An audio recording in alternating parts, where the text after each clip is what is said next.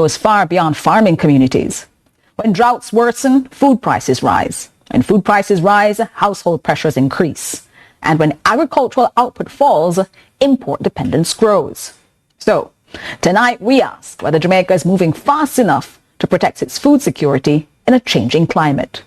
Minister of Agriculture, Fisheries and Mining Floyd Green now joins me. Minister Green, good evening and welcome to Lead Story. Thank you. Appreciate the invitation and good evening to all your viewers. Thanks so much, Minister. Help us understand. You spoke a lot about the seriousness of the moment that we're in right now. How serious is the current drought threat facing Jamaica? Well, what we're doing a better job at is gathering the information even before drought hits us. So we're not in drought, but based on all the meteorology reports that have been shared with us, and as I said, what we do know is to ensure that from the start of the year, we start gathering information to see what sort of climate crisis are we looking at for this year. And what the meteorological team has said is that we're going to see elevated heat. I think we're already feeling that. We're going to have dry periods, and there is the potential for drought. So we want to treat with the problem before it occurs. So in my sectorial yesterday, I indicated a drought mitigation strategy that we are currently deploying. So the main frame of it is a $145 million program, which will be spearheaded by RADA to build out catchment in our high production zones. And we're going to do it in two ways. We're going to work with individual farmers, and if an individual farmer wants to build out a catchment, they would have to do the excavation work, and we would provide them with the pond liner so that they can have that catchment facility. But for community catchment, we're going to be working with farmers groups, again in high production zones, and we will do everything. The excavation, the pond liners, sometimes you need a drainage to bring in a water source. So we're going to be doing a number of those, but that's just part of the strategy. You have several parts of the strategy because you were yesterday very comprehensive. You're like, listen, part 1, part 2, part 42. Let's go through them in pieces, because having made that announcement now, that $145 million drought mitigation program yesterday, you also have people then asking, how quickly will that money reach the farmers on the ground, and what's the mechanism for distribution? So they're hearing that, they go, great, help us. Yeah, and sometimes it's one of the challenges when you cost these initiatives, because the $145 million is not money that we're going to give to farmers. I want to be very clear about that. That $145 million is to enable RADA to do these catchment sites, right? So that program is ready now. That money has been remitted to RADA. So in other words, if you're a farmer and you're listening, there are two ways to access. If you have a farming group, so if the pond is going to serve more than one farmer, then reach out to your extension officer, indicate that you have an area in your community, how many farmers, the extension officer will come and look at it, we will see the suitability, and once it's deemed suitable, we will start the excavation work. In fact, we do have a pond that we're presently doing in St. Anne that has proceeded in that way. Secondly, if you're an individual farmer, still reach out to your extension officer, but remember, if you're an individual farmer, you will be responsible for the excavation work. What we would do, we could provide the technical guidance in terms of the sizing of the pond and how to do the excavation, but then we will provide you with the pond liner. So it's a partnership. So how do you access it? Reach out to RADA. Reach out to RADA, but is there also a space for members of parliament in this allocation system? Yes, but members of parliament can recommend the areas. Right, so members of parliament can say to us, say to the team, and we launched something yesterday that gives them even more capacity, where they will have their own program, their own platform, that they literally can go on and they can write to the parish manager, and they can say, for example, we've identified an area in Flagaman that we think would be good for a pond. Could you have your extension services go and look for it?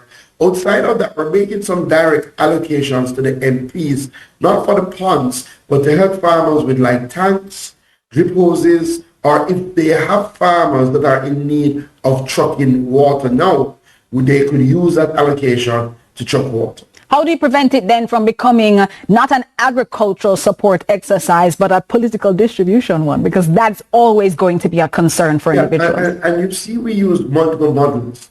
So the MP part is the smallest portion thereof of the strategy. But it is also bounded by the fact that the farmers will have to be registered, right? That the MPs will have to submit the beneficiary list. And clearly, once the water is delivered, then there will have to be some signing to prove that those farmers did in fact receive the water. So clearly, we have a list of registered farmers. Once they fall in that area and the MP recommends them, then no problem. But we will also, and we being RADA, along with the National Irrigation Commission, will also be targeting farmers. So what we're trying to do is ensure we get the widest breadth as possible. Extension officers will recommend farmers who may need trucked water. We're looking to buy some new water trucks. The MPs will recommend farmers. What is good though, Jodian, is to ensure that we won't have overlap. Right, so we will have those beneficiary listing to say, okay, well, if farmer X got already through the MP's program, then he may not get through the NIC program. All right. You have also announced another draft of funds, $800 million for 95 greenhouses, and you ambitiously said to be completed before the end of this year, 2026. An ambitious procurement timeline, and the government has acknowledged that procurement bottlenecks are a systemic problem.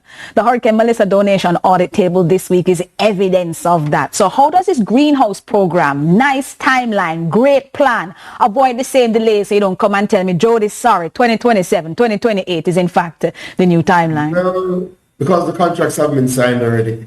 So I try to ensure that my announcement timelines are done at a certain stage in the process.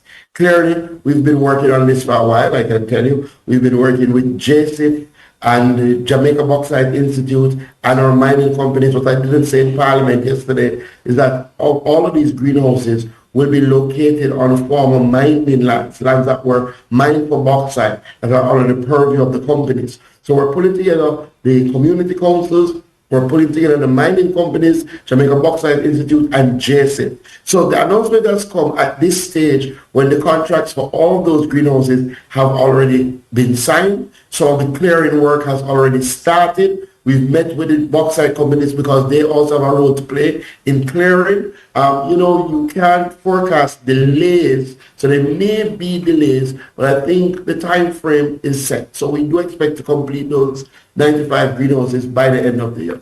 And so important to hear that. I will be following up with you on that, making sure that those 95 greenhouses are in fact complete. But other sets of people have concerns, and that has to do with the food. Bananas and plantains, Minister. They're still in recovery from Hurricane Melissa. People are sitting down there paying 2 arms and 4 legs for bananas and plantain. Your own ministry has confirmed that this is still an issue. Those are stable crops for many Jamaicans. When do you expect full production recovery, and what's the food price implication in the interim?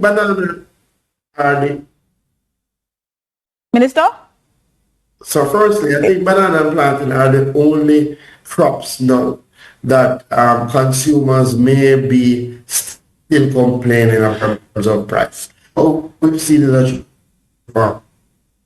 as such a price, very good. Most of the farmers complain now because the demand hasn't rebounded as quickly as the supply has been rebounded. Banana normally takes about 9 months for there to be recovery. I remember 100% of our commercial banana crop was wiped out. We do not tap into external supplies for banana because the threat of disease is much too high.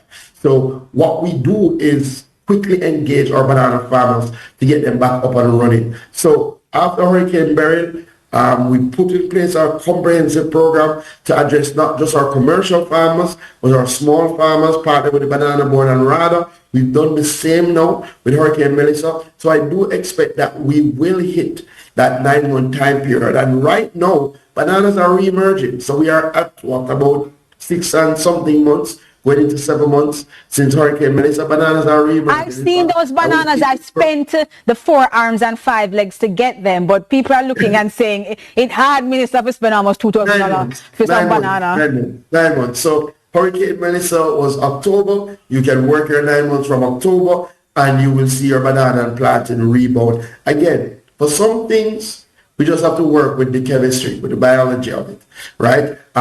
Because we really can't supplement. What we don't want is to go longer than what we expect is normal recovery time. right? And that's one of the things I've been using to track the recovery. So for example, cucumber is a 6-week crop. Can we really ensure that we provide the farmers with the support so that in 6 weeks we can get cucumbers back? That has been happening, and we've been tracking the crops like that, providing support. The other one that we're working on is yam, right? We would have already done a 100 million yam program, helping about 2,000 farmers. We have to do some more, right? We want to reach at least 2,000 more farmers so that we can build back the critical mass of yam production. So yam is also under some strain, as is banana and plantain. I'm sure there are many Jamaicans right now happy to hear that they might not be a farmer, but they're benefiting from Jamaica's farmers and the work that the Agriculture Ministry is doing with them. Minister, in 5 seconds, just talk to Jamaica's farmers who are now hearing from their minister. I just want to thank the farmers. I know it's been a difficult journey. We have been helping the farmers. It does not mean that recovery is complete. It does not mean that every single farmer has gotten assistance. This is still work in progress. I just outlined that we will embark on phase 2 of our recovery program. So we will try to get to as many farmers as possible. So I really want to thank them for their resilience. I want to thank them for their hard work. I want to assure them as we go into another season, they know that the government will not leave them out quickly. We announced yesterday $50 million to provide insurance for 5,000 farmers. Please contact RADA and sign up for insurance. There you go. Help us help you. Help us to help you. Farmers, is help and assistance available. Let us know if you are able to access this. Thank you so much, Minister Floyd Green, for joining us tonight inside.